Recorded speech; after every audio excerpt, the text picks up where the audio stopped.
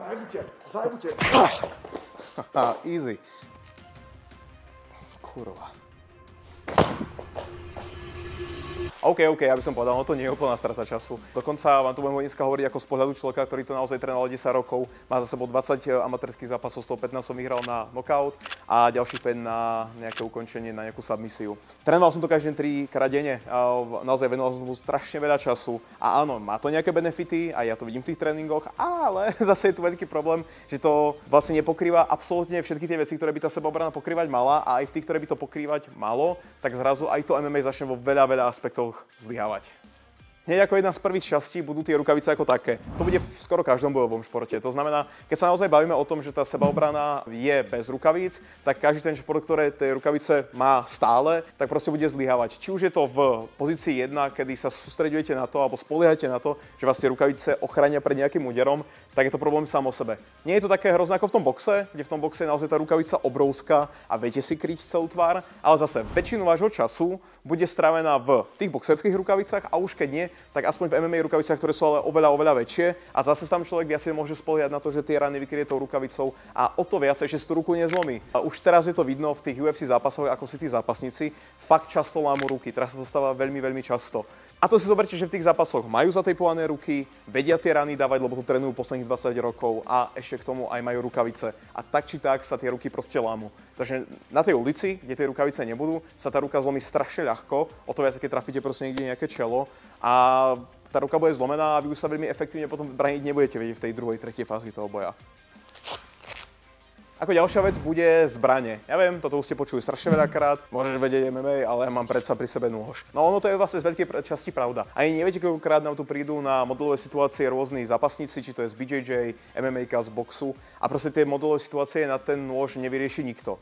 Už čisto len preto, lebo preto netrenujú na takéto situácie, ten nôž nevidia v tom tréningu a nie sú na neho zvyknutí a to telo proste nebude reagovať klasickými údermi, klasickými takedownami, lebo proste je to úplne iná situácia. A už keď áno, tak ich to väčšinou i tak dostane iba do väčšieho problému. Nehovorím teda, že oni nemajú reflexy, že sa neposnažia viacej bojovať, ale stále proste z tých modelových situácií odídu s tým, že sme ich dobodali 20-30 krát za tú jednu 10-sekundovú modelovú situáciu a proste neprežili by tú situáciu, takže už iba ten nôž samotný je obrovský rozdiel. A to nie je jediná zbraň. Či by to bola strelná zbraň, či by to bol nejaký teleskop, tak zrazu zase, no ako boxovať alebo dávať na zem niekoho, to proste drží teleskopický obušok a každý jeho úder znamená, že mi proste zlomí ruku, ako nebude žiadna výhra, hej. Tá vzdialenosť je iná, tá sila tých úderov toho supera bude úplne iná a zrazu sa absolútne mení celá hra toho, hoci viete sa byť na zemi, no, lenže on má nôž, ako čo na tej zemi. Jedna z ďalších vecí by bola skupina. Tu narážame na ten istý problém ako v iných bojových športoch. Je to stále 1 na 1, takže predstava toho, že zrazu takisto veľkých chlapov ako ja, sú nám dvoch, bude extrémne ťažké. Už len to, že by jeden vás dával na zem a druhý by do vás boxoval, už to sťažuje situáciu o 100%. Či by sme sa bavili o tom, že jeden vás ťahá na zem a druhý vás bodá, alebo vás dvaja boxujú, dvaja vás dávajú na zem. My to trénujeme strašne často a tam je ako fakt vidno, že dokým si nezačnete pomáhať nejakými vecami ako pichanie do očí alebo nejakými špinavými technikami, tak proste s tou čistou technikou tých dvoch nemáte ako zápasiť alebo boxovať. Je to naozaj obťažné a proste sa to nepodarí skoro nikomu. Na čo budete vlastne dochádzať, ale to sa v realite bude stávať často. Či to sú nejaké bary, tam tých ľudí proste bude prirodzene viacej, v autobusoch a tak ďalej. Ako nemôžete sa spoliehať na to, že ten človek tam bude stále sám a že to bude proste ferovka 1 versus 1. Váhové kategórie sú téma sama o sebe. Tie váhové kategórie existujú z nejakého dôvodu. A zase tu ľudia strašne obratia a povedia, no ale keby som mal 60 kg, on mal 70 a ja trénujem 10 rokov a on nič, tak ho proste porazím. No, to je pravda. Jasné, ale keď si zoberiete, že by tento rozdiel nebol až taký dramatický, alebo taký maličký v tej váhovke a taký veľký v tom skille a porovnáte si iba človeka, ktorý trénuje MMA a váži 60 kg versus niekoho, kto váži 100 kg a chodí si zatrénovať tak raz do týždňa. No, ako už to bude problém, hej. Čisto kvôli tomu, že tie údery nebudú veľmi silné, na zem ho pravdepodobne nedáte, keď proste váži o 40 kg viacej. A o to viac, keď je to zrazu ženská, hej. To znamená, aký je obrovský rozdiel medzi mužským a ženským MMA ako takým, je proste diametrálne iný. Tak si to iba predstavte, že to dievča, ktoré chodí raz do týždňa na to MMA, sa teraz má brániť proti tomu dospelému chlapovi, ktorý neželne ťažší, ale je agresívnejší a proste bude používať veci ako zbrane, skupinu. No, ako má šancu sa ona ubrániť, hej? Lebo jedným puštíkom do brucha to asi nebude. A tam na to sa bude dochádzať ešte o to viacej. Keď ona vie, že mne na zápasoch funguje to, že ho proste zoberiem na zem a tam ho ubijem, tak keď to teraz skúsi a zrazu ten takedown nevidie, tak čo bude ďalší krok? No lebo pravdepodobne nič.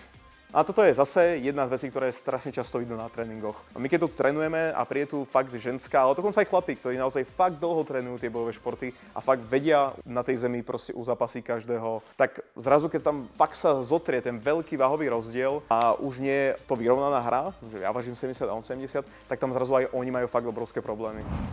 Progres je jedna z ďalších vecí, to znamená, keď si iba predstavíte, ako dlho musí človek trénovať to MMA, aby bol v ňom naozaj dobrý. Veľká väčšina po prvom roku trénovania bude na veľmi nízkej úrovni, po tých dvoch už na trošičku lepšom, ale stále to je proste level začiatočník.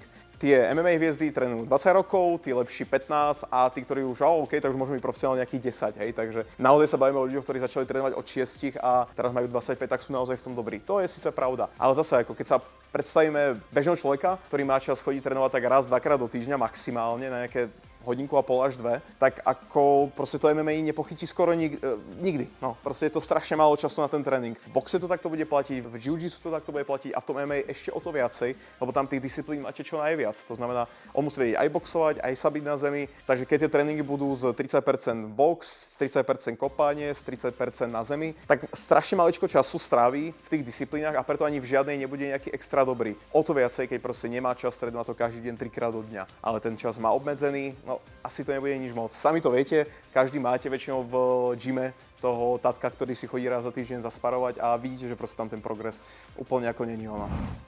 Prostredie je úplne iná vec. Ja si ešte doteraz pamätám, keď sme chodili počas covidu trénovať vlastne vonku a zrazu, jak už to nie je tá pekná rovná žinienka, mám okolo seba priestor, ale boli tam stromy, boli tam kamene, tá zem proste bola obolatá, ako nedalo sa tam veľmi dobre chodiť, tak zrazu to bolo celé úplne iné. To znamená, šmykalo sa to viacej, nemohli si sa až tak sústreďovať na nejaké techniky, alebo teda spoliehať na tie techniky. A hovorím, bolo to úplne celé iné. O to viacej, ako hovorím, jak tam zavádzali vlastne stromy, auta, tak tá situácia sa zmenila. A keďže vlastne vy v tom prostredí ste stále v tom istom v tom tréningu, takže stále je to ring, stále to sú žinienky, tak vlastne nikdy sa nedostanete v situácii, kedy je za vami človek, alebo vlastne sa bijete okolo auta, alebo naopak on môže niečo chytať do ruky z toho prostredia, kde ste, alebo je to zrazu výťah, autobus, ktoré sú špecifické natoľko, že to nie je ani blízko k tomu, ako to vyzerá potom v tom ringu. On sa to bude chovať inak a zase to čelo na to nie je pripravené a ani nebude vedieť veľmi dobre zareagovať v tej danej situácii, keď to prostredie bude zrazu úplne iné, ako doteraz trénoval 10 rokov. Komplexnosť. Vy trénujete vlastne ako keby iba jednu fázu toho celého konfliktu v realite.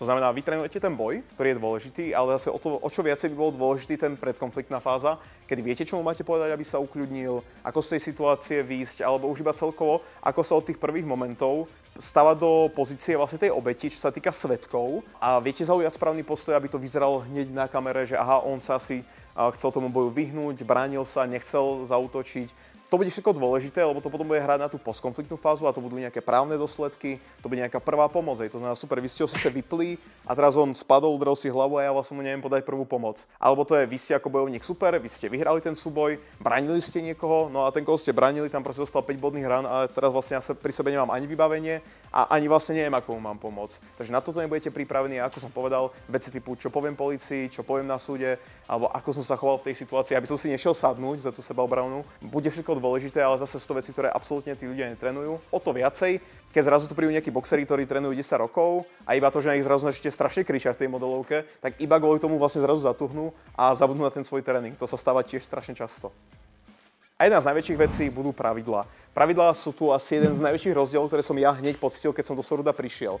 Bolo strašne vidno, že keď s niekým ste na zemi a ten na zemi s vami nerobí iba čistý grappling, ale bodá vás do očí, ťahá vás za vlasy, ťahá vás za oblečenie, stále vám dáva mikinu cez ksicht, bodá vás u toho a dostávate tam proste buchačky do toho rozkroku, no zrazu proste ten grappling je ako diametrálne iný. To znamená, my aj tu na tréningu, keď robíme čistý grappling, tak jasné, tam je to super, veľmi sa tam nezapotím, keď to nie je zase niekto, kto je na podobnej úrovni ako ja, tak ako super. Ale zrazu, ak vlastne aj ten neskúsený človek začne používať veci typu tie pichačky do tých očí alebo iba ťahanie za tie vlasy, čo je obrovský rozdiel, ale takisto aj tie šaty, tak je to strašne veľký rozdiel a je to cítiť.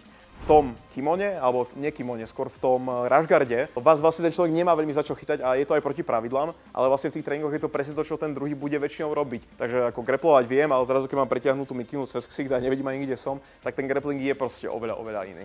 Jo, tak toto je iba tak zo pár vecí, ktoré som zatiaľ za ten rok a pol, kedy som v Sorude vlastne zaznamenal a zaznamenávajú hlavne aj tí bojovníci, ktorí u nás trénujú pravidelne. Hovorím, už tu boli veľa MMA fighterov, boxerov, BJJ-károv a vlastne všetci opakujú vlastne veľmi podobné veci, ako hovorím ja. Niekedy tých vecí dokonca nájdú aj viacej, čo sa týka tých nevýhod. Napíšte mi ale nejaký váš názor, čo si o tejto téme myslíte, kde si práve že naopak myslíte, že MMA bude úplne dominovať tej sebaobrane a ktorý z tých bodov si myslíte, že je úplne pravdivý a aj vy ste možno na ňo prišli, keď ste bojové štýly zmenili alebo ste sa dostali do nejakého súboju v mimoklietku v realite a kde vás vlastne to MMA vlastne ako keby sklamalo. Tak to vám určite dajte vedieť, ak vás zaujímajú viaceré takéto videá na takéto témy a chcete vidieť nejaké iné športy, ako vlastne sa Sorudo na nich pozerá v sebaobrane, tak zanechajte like, odber a my sa uvidíme v ďalšom videu. Čaute.